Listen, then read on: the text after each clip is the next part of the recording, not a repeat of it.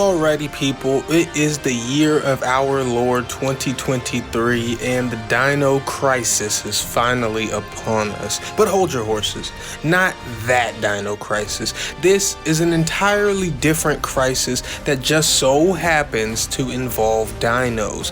But they are two very different crises. I'm talking about Exoprimal, people. And although both Exoprimal and Dino Crisis are Capcom IP with a focus on dinosaurs that involve a red-haired woman in black, they are extremely different. Something that's pretty obvious as soon as you see Exoprimal in action. And something that'll become increasingly more obvious as you continue to watch this video, hopefully.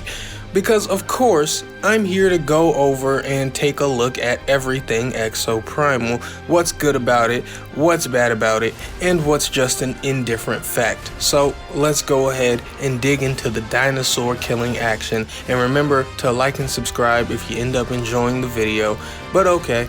Let's go. Now first things first, this is a brand new Capcom IP and not one with the most traction in the world, so everyone may not even know exactly what this is. So let's check off the basics. Exoprimal is a PvEVP sort of experience, so it's kind of half co-op, half competitive. Let me explain.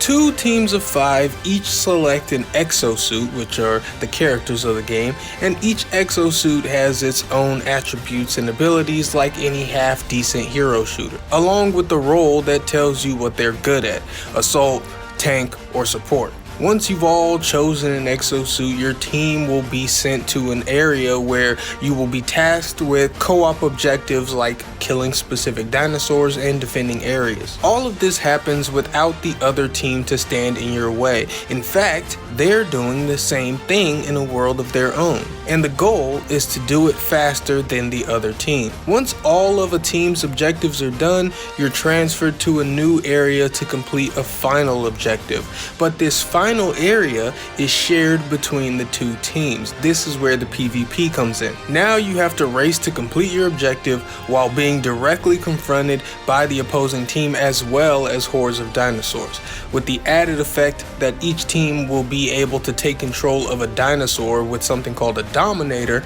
and attack their opponent once per game. The dominators always appear during the final shared round, and the team currently losing will always get theirs first. And that's more or less the gist of how the matches shake out. Now in terms of critiquing this main gameplay loop, I think it's a pretty unique spin on pretty much everything they're incorporating. It does pretty well not to get boring insanely fast, because while it does feel familiar enough mechanically not to be lost, it's different enough to hold your attention. You know, it's not really your average competitive hero shooter, but also not quite your average horde-based co-op shooter. It's a mix of ingredients blended so well that you don't even recognize them in the finished dish. Not to mention, as you'd expect of Capcom in recent years, this game is extremely well polished. Everything is incredibly smooth and responsive, and even at times where literally everything you can see is covered in shootable dinosaurs,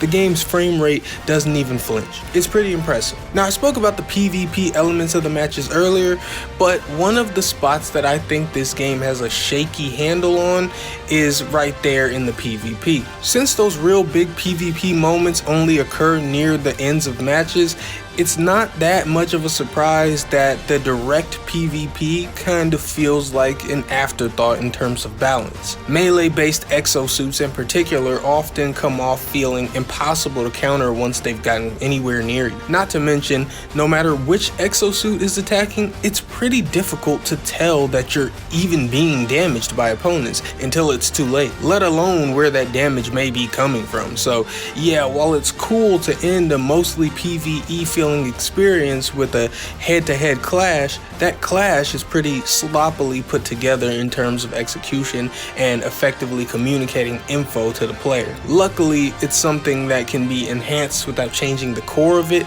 so hopefully we'll see it improve in future updates. Now, believe it or not, this game does have a story, and Even the way this story and its cutscenes are dished out to you is very unique, because the story isn't in a separate single player or even strictly co-op mode. It's still tied to the core game mode. You just play the standard game mode, and after a certain amount of matches, you'll get a cutscene and or gameplay event. But what's most interesting here is that the story progression and gameplay events actually also progress how you experience the game.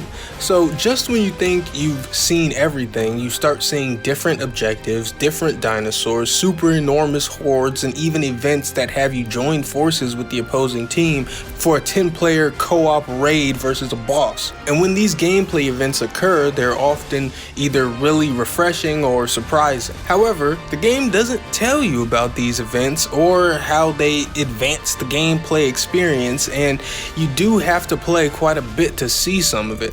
So if someone doesn't know that there's more to the game, be it more maps or objectives or whatever, they may just stop short assuming that they've seen it all or they get the gist. And the only reason I could think of as to why Exoprimal doesn't communicate this stuff more clearly is possibly because they want to go for that surprise factor, but at the end of the day, I'm not sure if it's worth the risk. Although I suppose it worked well enough on me, huh? Anyway, while we're talking about this game's gameplay progression, let's talk about a different kind of progression.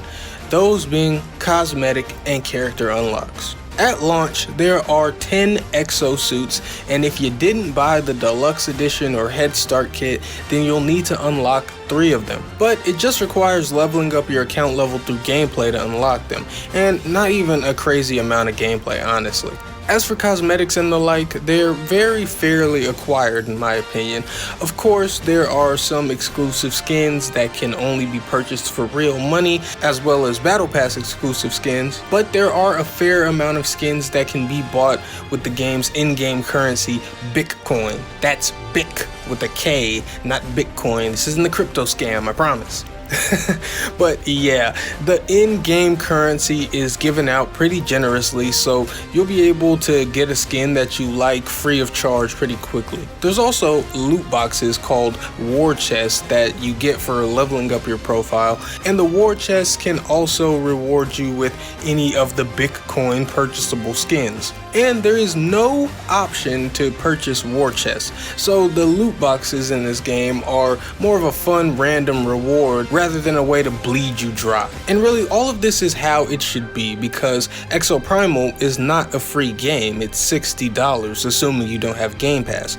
But a new IP going for $60 would have to have some truly brass balls to have any type of predatory microtransactions in it. So it makes all the sense in the world that they're absent from Exoprimal. All things considered, I think Exoprimal is a well-polished, fun game that doesn't get tired easily. It gives you a lot to play with, considering the 10 exosuits that can be matched with any of 6 rigs, which basically add an ability onto your character, and then discovering the mod chips to enhance your exosuits with just adds on even more to deliver depth of play to at least a degree that few people would argue is less than satisfying.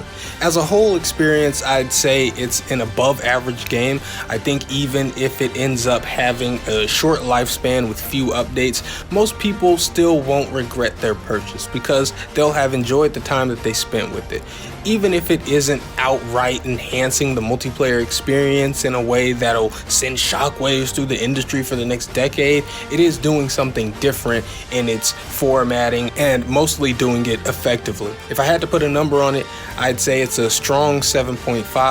I think it's just shy of an 8 for me, but 7.5 feels more correct. Anyway, hope you enjoyed this. If you have Game Pass, go play Exoprimal right now. It's included with Game Pass. Feel free to tell me how stupid and wrong I am in the comments. I know you just can't help yourself, but on the off chance that you found this video enjoyable or informative or whatever, please consider subscribing. I really do appreciate it. But until next time, I am Waifu Belector. I am just a normal guy. I like hentai, and on the screen right now, right here in the foreground, yep, that's Sandy. Please draw hentai of her. Goodbye.